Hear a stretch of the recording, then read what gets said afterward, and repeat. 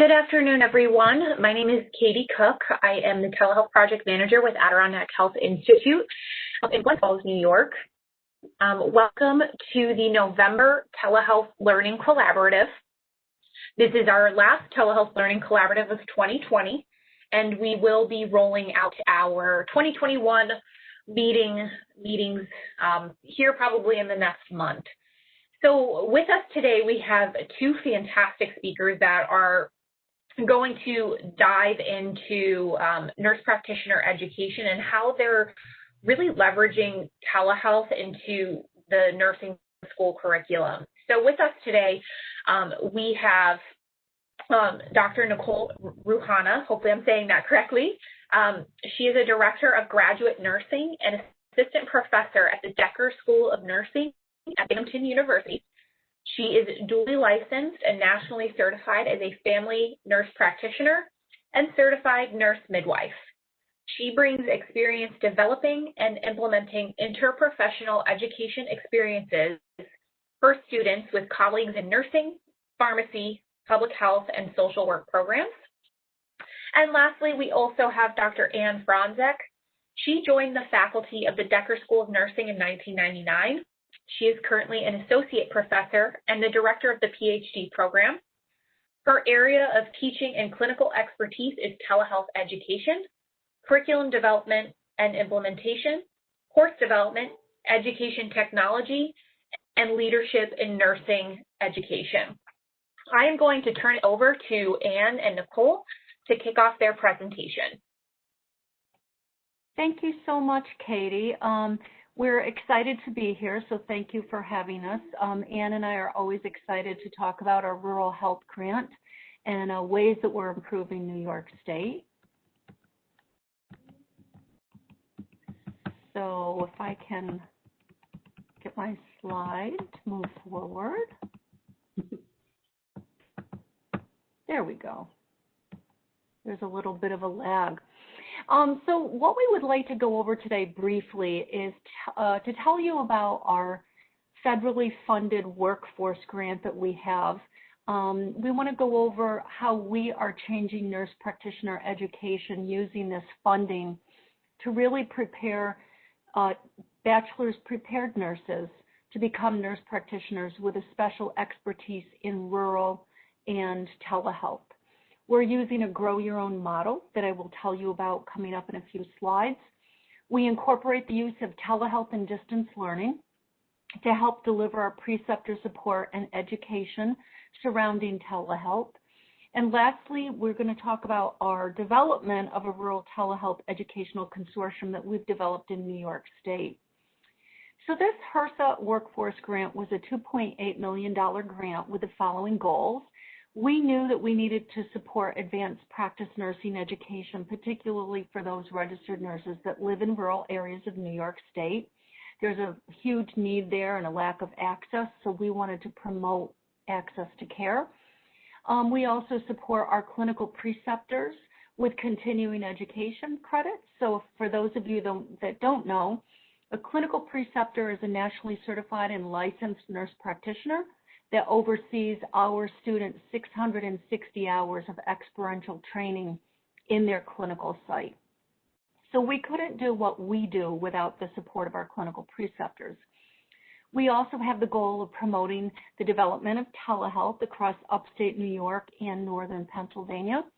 We did develop the Rural Health Educational Consortium, and we're also in the process of developing some telehealth education which will lead to a telehealth certificate, which Anne will tell you about shortly. So we took our basic New York State approved nurse practitioner program, and we specifically looked at family nurse practitioners and adult GERI nurse practitioners because those are considered primary care providers that would be best suited for these rural areas. We augmented their existing curriculum to add in 2 PhD courses. One is called Health Disparities Across Populations, and that can be considered a disparity for any reason. The other is a Rural Theoretical Frameworks, which is actually a rural sociology course. So we wanted the students to be able to not only learn to be competent in caring for rural populations, but also give them the lens of what rural actually means in terms of a definition. And then we just have also added our Telehealth Essentials in Nursing Practice. We ran that for the first time this summer with 27 students, and Ann will tell you about that. Our students also participate in interprofessional education content and experiences. So there's 2 courses in their curriculum where they learn with, from, and about their colleagues, which is pharmacy, social work, public health, and nursing. So that's been a real eye-opener, and it's important because the IPEC competencies tell us that patients that are cared for by interprofessional teams experience less medical errors and have higher satisfaction, and the healthcare agency saves money. So we know that that's an important factor. In our experiential or our clinical sites, these students are matched up with a rural healthcare agency in their local geographical area. That healthcare agency must be scored at a RUC or RUCA code of 4 or higher, and they have to demonstrate a commitment to work as a nurse practitioner. They need a preceptor to supervise these hours. So we match up a student living in a rural area with a rural healthcare agency, and then we give these students an immersive experience for 3 semesters consecutively. To be eligible for the grant, the students and the applicant has to be have an unencumbered New York State RN license in either New York or Pennsylvania. I should mention that we go probably about 120 miles into the border of Pennsylvania because that's also a demonstrated area of rural health care need. Students have to be bachelor's prepared. They have to live or reside in a rural community, and again, we use that benchmark of 4 or higher for both the RUC and RUCA codes. They have to be accepted into either the FMP or the adult GRE program. We also run community health nurse practitioner programs and psychiatric nurse practitioner programs. However, the FMP and adult GRE are the students that are funded.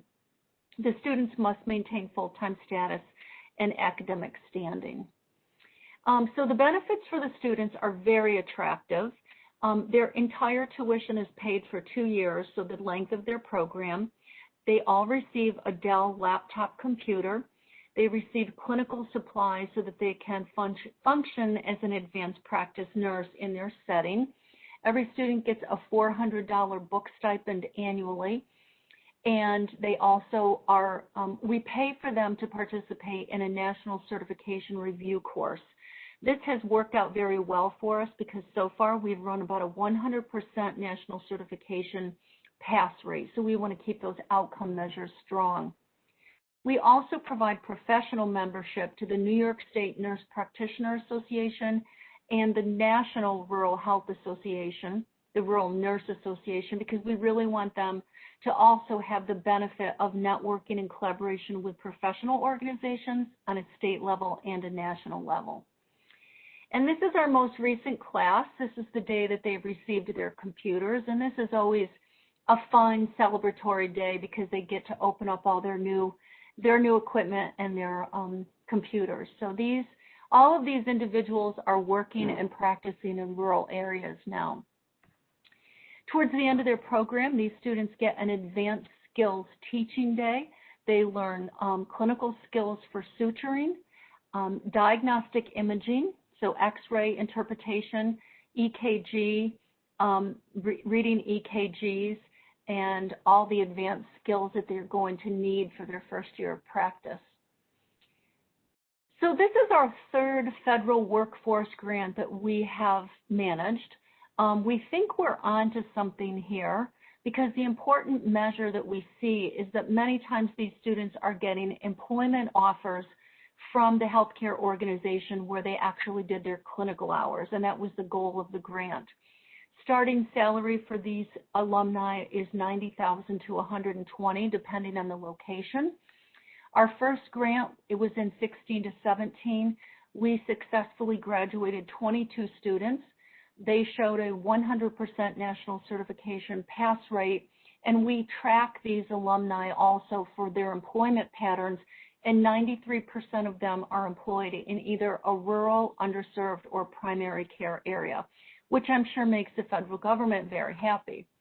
We're now in the middle of our first cohort of grant number 2. We have 27 students that we're currently funding.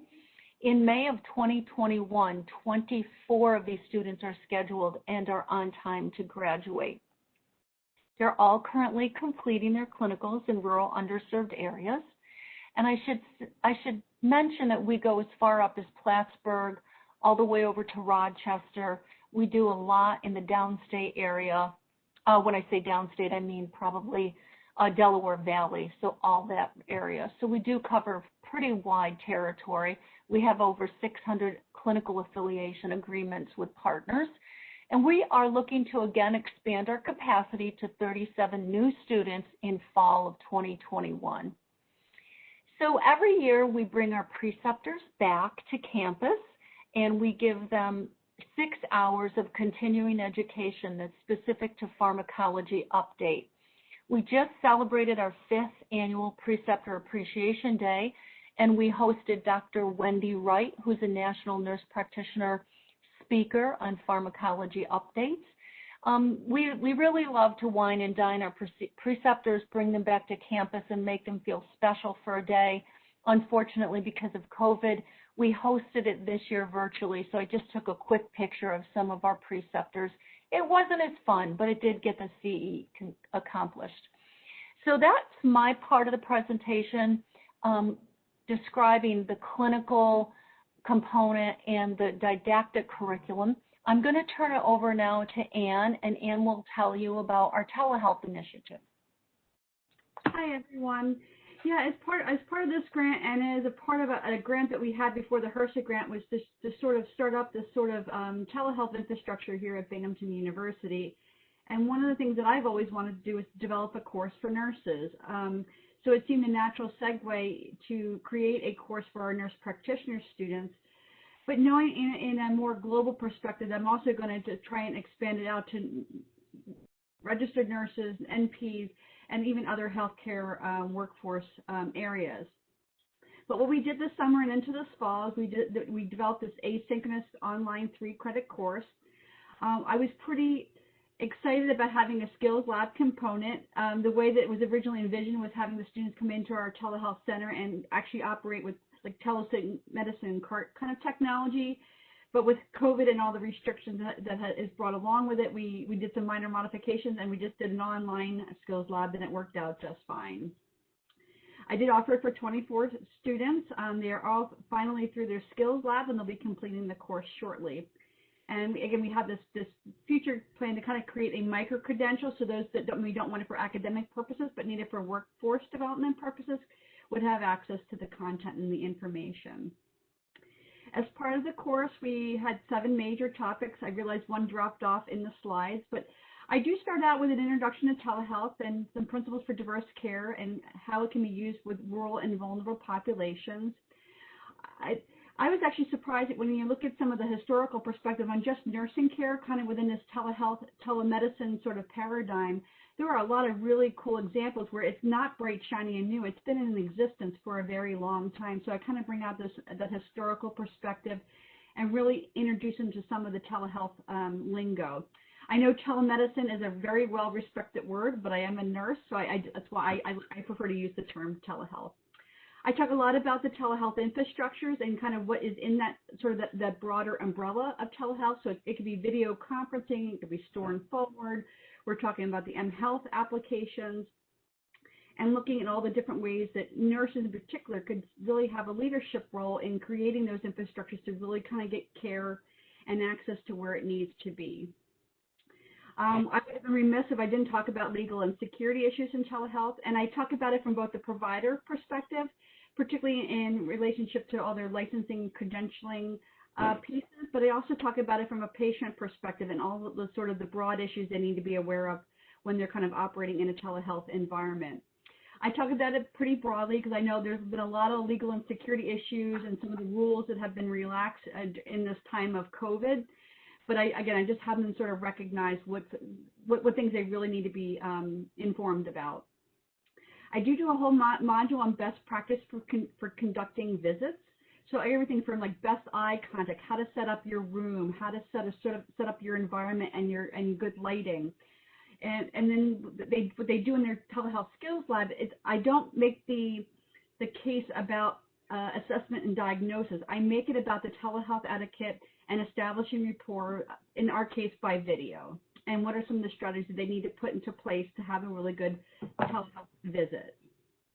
We do talk about triage concepts. Again, I think anybody who is probably in the audience knows that telehealth is not for every patient encounter, particularly for our primary care providers. So I talk a lot about what's appropriate to be seen by telehealth, what do the national guidelines state, and how do they sort of triage a patient in or out of a telehealth visit.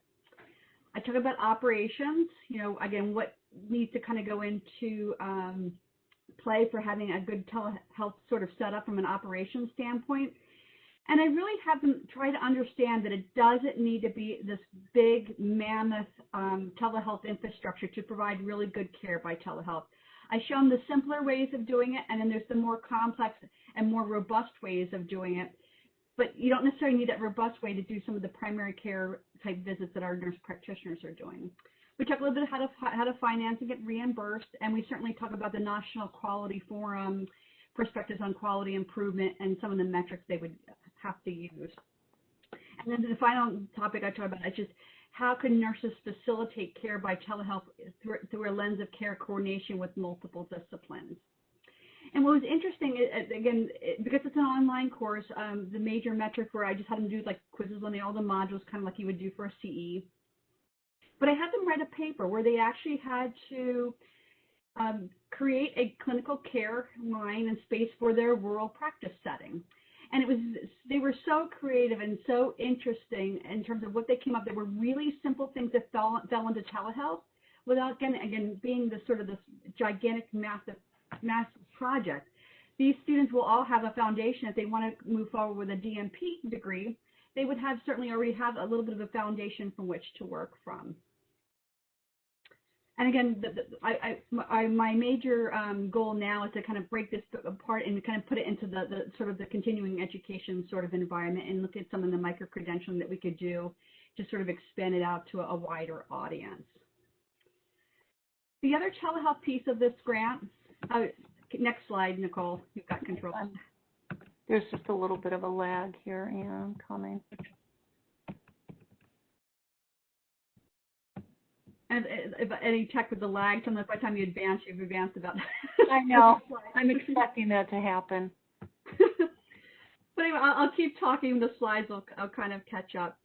But again, another part of this grant is we were offering telehealth and distance learning equipment to all of our rural preceptors that agreed to take on students. So we supply them with a little startup equipment with the idea, and it's a simple all-in-one kind of computer setup with video conferencing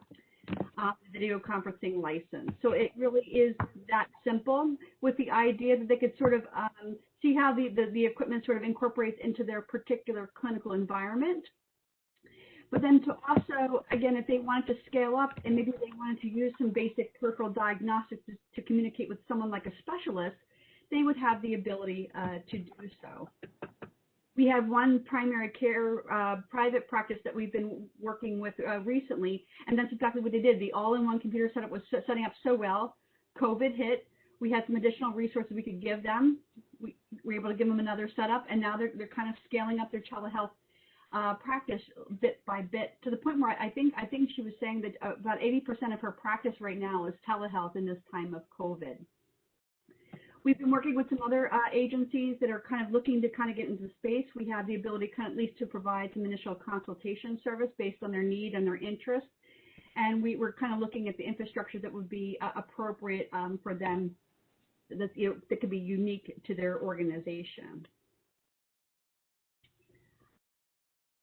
Another part of this grant that we're really excited about is we were able to put together a consortium. We fondly call it RETEC, but it's the Regional Telehealth Education Consortium for New York State. I have our mission and our vision right here on the slide. But what's a bit amazing to me is what started out as just a few partners at the table of ones that we knew were kind of actively doing telehealth. It started out with 9 or 10, and I think now we're up to almost 40 different clinical partners that have kind of joined the consortium. We have the typical healthcare organizations and clinical sites. We have a district organization. We have private practices. We have an area health education center. And more recently, we've actually had a HRSA rep kind of join us. Our purposes and objectives you can see here, and really what we based on our kind of our mission and vision, and kind of using this as sort of our information brainstorming think tank for the rest of our grant, and kind of coming at it from a workforce development framework. We did come up with some purposes and objectives, but it's basically looking for input into our micro-credentialing, looking at ways that we can really increase the number of the skilled healthcare professionals trained in the use of telehealth, introducing them into the realm of what's possible, and again, building that capacity.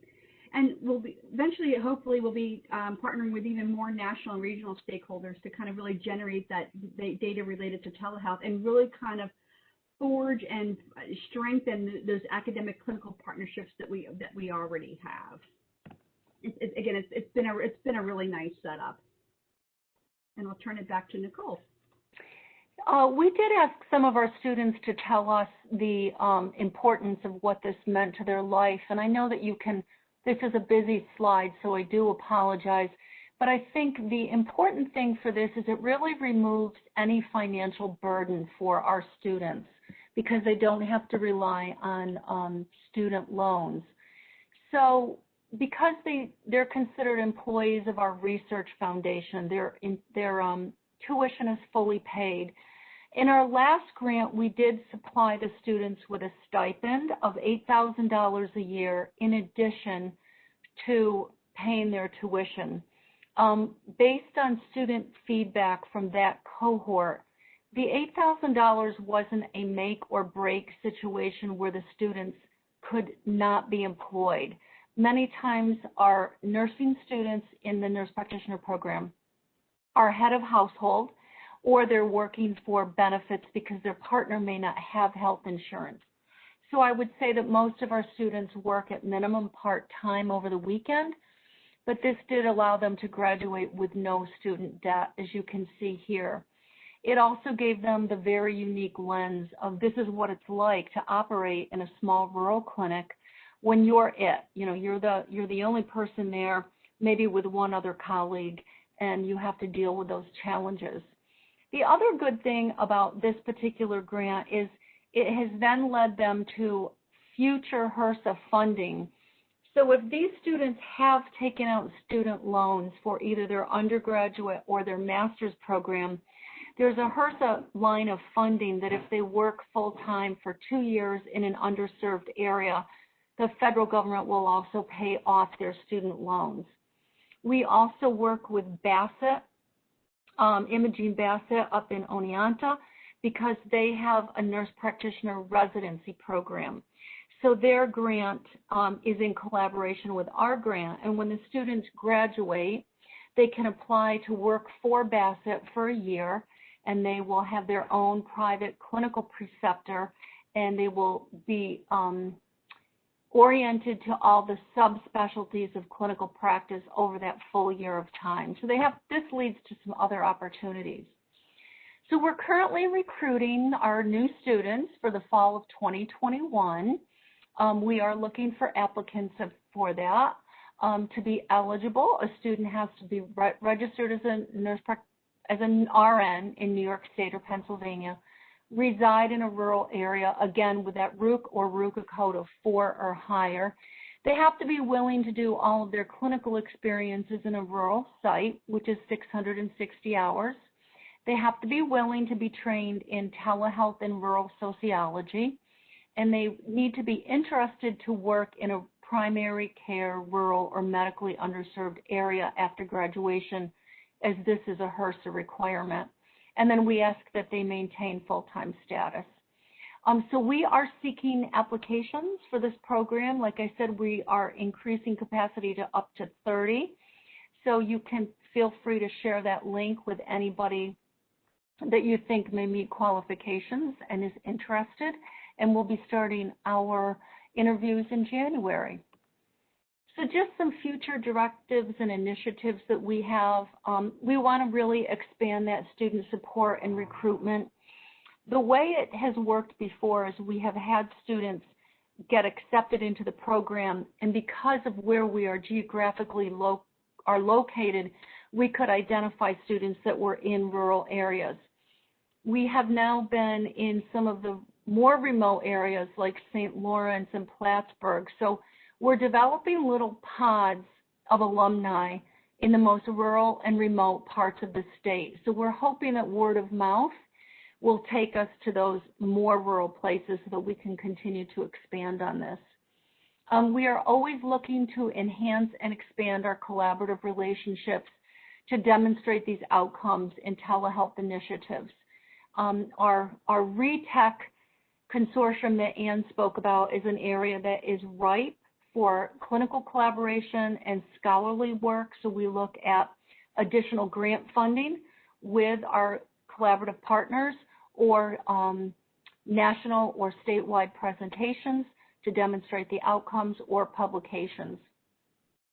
We will also be applying for additional funding because we'd like to support that academic practice partnership in telehealth and eventually move this forward so that Binghamton University becomes a center of excellence in the SUNY system.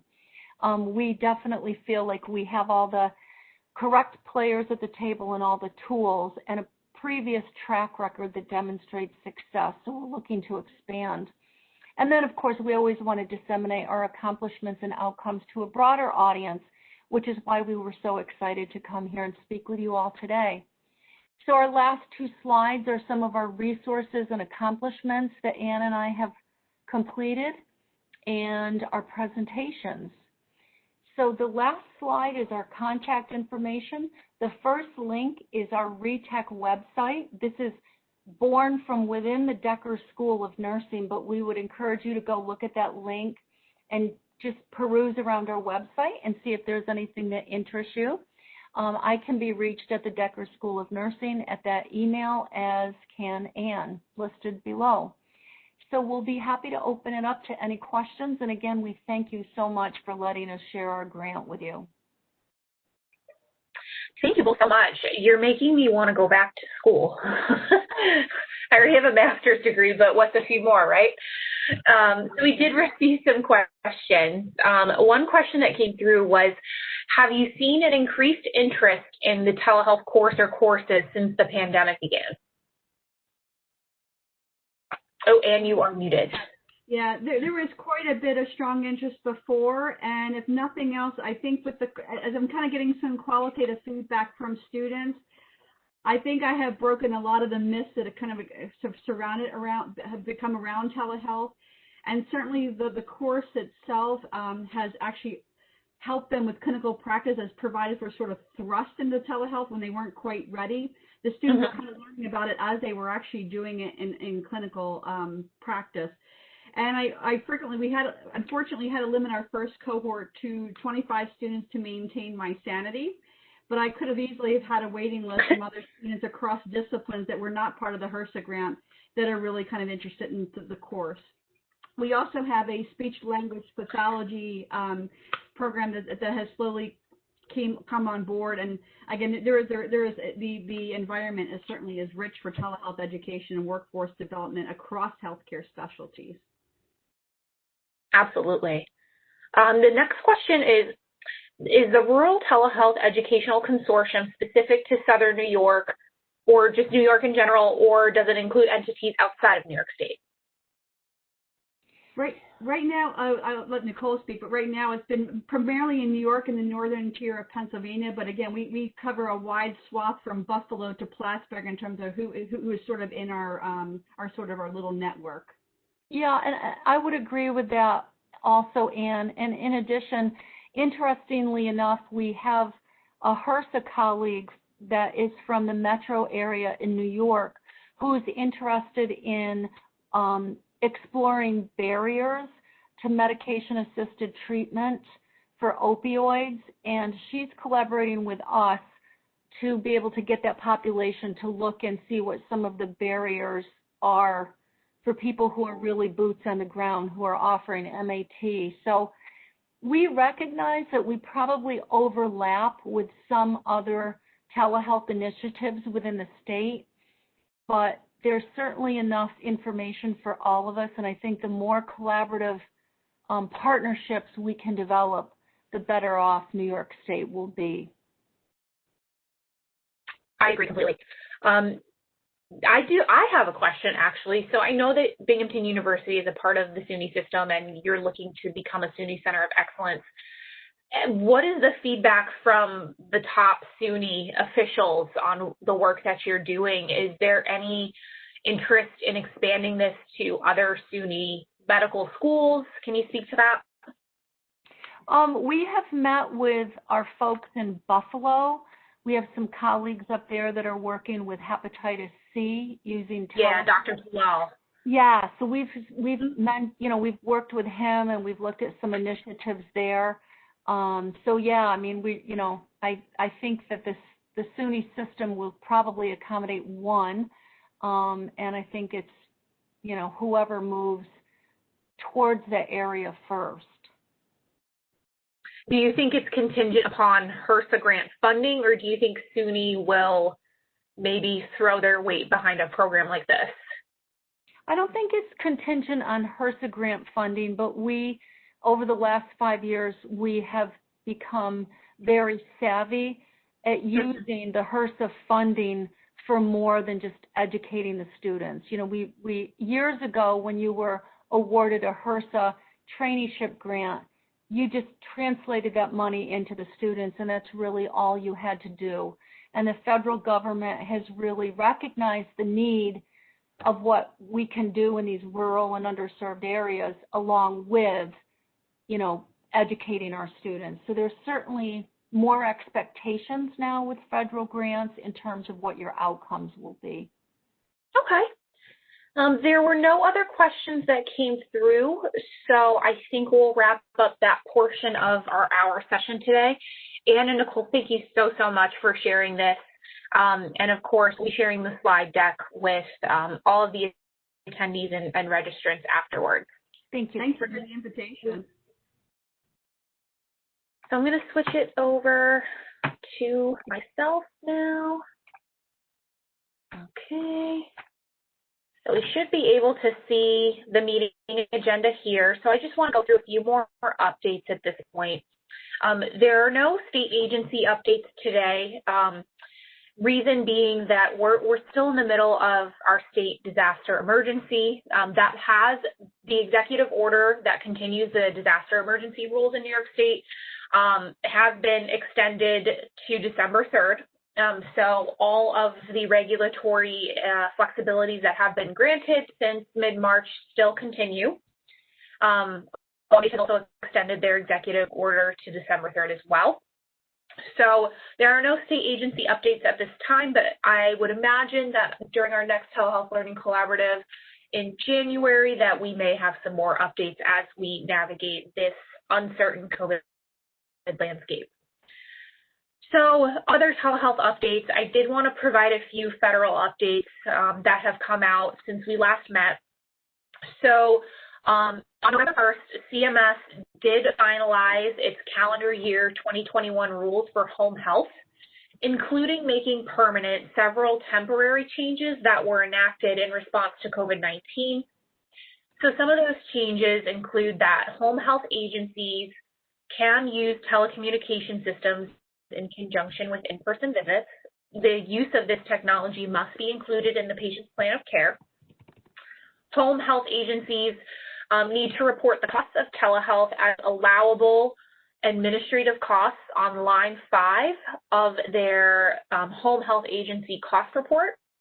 And in the final rule decision, CMS is proposing to make permanent for next year, allowing home health agencies to use remote patient monitoring or other services furnished via a telecommunication system or audio only, but they must be in the plan of care and cannot be substituted for or considered a home visit for purposes of eligibility or payment. So what that in essence means is home health agencies can use remote patient monitoring and telemedicine, but they still unfortunately cannot be paid for it. The use of the telemedicine, including audio-only technology, must be tied to a patient-specific need identified in their assessment. Documentation of how these technological services will or are being used to achieve the goal should be in the medical record as well. And lastly, telehealth technology may be considered allowable administrative costs on the home health report. A few other updates. On October 14th, CMS did announce the expansion of the list of telehealth services that are eligible for reimbursement during the public health emergency. Prior to COVID, CMS allowed for reimbursement of approximately 100 codes via telehealth when certain conditions were met. During the first 3 months of the public health emergency, that list was expanded to include 238 service codes. The latest expansion adds 11 new codes to the list, which includes, it looks like 5 codes for electronic analysis of implanted neurostimulator pulse generator or transmitter, 4 codes for intensive cardiac rehabilitation, and a code for interrogation of a ventricular assist device. Very specific codes, but progress is still progress. A few other updates. In mid-October, President Trump did sign Senate Bill 785, which is the Commander John Scott Hanman Veterans Mental Health Care Improvement Act of 2019. This bill includes a section on expanding telehealth capabilities and the provision of telehealth services to veterans through the VA by awarding grants to organizations that represent or serve veterans, nonprofit organizations, private businesses, and other interested parties. These grants would be able to be used for activities such as purchasing, replacing, or upgrading hardware or software necessary for telehealth, upgrading security protocols for consistency with security requirements of the VA, training of site attendants, upgrading existing infrastructure owned or leased by the entity to make rooms more conducive to telehealth care, upgrading existing infrastructure to comply with the Americans with Disabilities Act, sustainment of telephone services, and upgrading internet infrastructure and sustainment of internet services. I will, of course, include all of this information in the meeting notes. The only other update that we have are just a few upcoming telehealth webinars. Starting tomorrow through Thursday, the Global Partnership for Telehealth is doing a free Discover Telehealth conference. I've included the link there, and we will get the meeting notes out likely tomorrow. But you can just Google the Discover Telehealth Conference, and you should be able to find it. And then on Wednesday at 2 p.m., one of the National Telehealth Resource Centers is doing their telehealth hack on privacy and liability. So that completes the updates for us today. I want to thank you guys for all joining us today. We had good participation, good registration. We will send the slide deck, meeting notes, and recording out later this week, probably by tomorrow. And of course, if you ever have any further questions, you can reach me at kcook@ahihealth.org. I'll give you all 20 minutes back in your day. We are next telehealth learning collaborative to be in January. We are looking at January 25th, which is a Monday.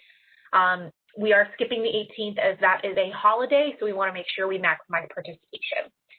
So again, have a wonderful day, everyone, and thank you for joining us.